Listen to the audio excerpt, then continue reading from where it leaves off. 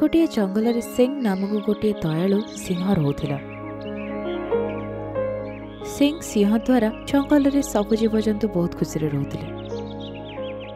गोटे दिनर कथा, जंगल सारा सबुआडे सुखिला पड़गला, वर्षा हेबा बंद होगला।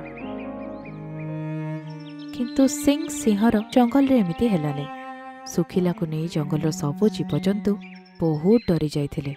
समस्ते एकत्रित हो सिंह सिंहर पाखक पहुंचले। कौन हैला तमे माने ते चिंतित काहे की? हमर चिंतार कारण जंगल रे मरुड़ी। आम जंगल रे सब पशु माननकु एटा डर लागुछि जे आम जंगल रे मरुड़ी न आसी जाऊ। चिंता करिबनी, आम जंगल रे केबे मरुड़ी आसीबनी। आउ एठी प्रत्येक थर परी वर्षा हब। हेले गोटे कथा भल से मने रखिबा।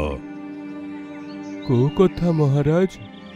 एबे अन्य जंगलर पशु माने आम जंगल रे सहजरे पसी पारिबेनी।